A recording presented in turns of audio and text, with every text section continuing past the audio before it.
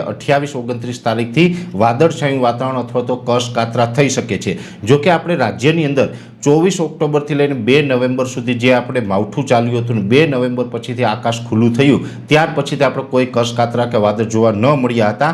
પણ ગત 19 ડિસેમ્બરથી ફરીથી આપણે કશ કાતરા ઘણી જગ્યાએ જોવા મળ્યા હતા। 19 તારીખથી 4 દિવસ સુધી આપણે રાજ્યના અલગ અલગ વિસ્તારમાં કશ જોવા મળ્યા। રાત્રિના સમયે વાદળ પણ થયા હતા, રાત્રે આકાશ લાલ થતું પણ જોવા મળ્યું હતું। એ ખૂબ સારા સંકેત હતા। પણ છેલ્લા 2-3 દિવસથી ફરીથી પાછું આપણું આકાશ છે એ ચોખ્ખું થયું છે। અત્યારે સીમિત વિસ્તારોને બાદ કરતાં ક્યાંય કશ કાતરા નથી જોવા મળતા। પણ હવે આવનારા સમયમાં વાત કરવા જઈએ તો આવનારી 28 અથવા તો 29 તારીખથી 4 થી 5 દિવસ સુધી રાજ્યના હવામાનમાં બદલાવ આવશે, એક પ્રકારે પલટો આવશે। અનેક જગ્યાએ કશ કાતરા જોવા મળશે।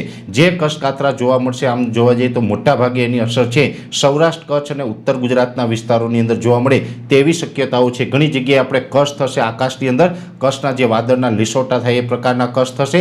કોઈ જગ્યાએ વાદળના એકદમ ફોદા હોય એ ટાઈપના ઘાટા વાદળ પણ જોવા મળશે। કોઈ જગ્યાએ માવઠું થવાનું હોય એવા વાદળ પણ ચોક્કસથી જોવા મળશે। અને આ વેસ્ટર્ન ડિસ્ટર્બન્સની લેયરોને કારણે થવાનું છે, જેને કારણે સૌરાષ્ટ્ર, કચ્છ અથવા તો ઉત્તર ગુજરાતના સીમિત વિસ્તારમાં છૂટાછવાયા કોઈ વિસ્તારોની અંદર 30, 31 અને 1 તારીખે એમ 3 દિવસની અંદર કોઈ જગ્યાએ એકદમ સામાન્ય માવઠાના ઝાપટા છે એ પણ પડી શકે છે। જોકે માવઠાના ઝાપટાની વાત છે એમાં સીમિત વિસ્તારમાં, એટલે બહુ કાંઈ કોઈ ચિંતા કરવાની જરૂર નથી।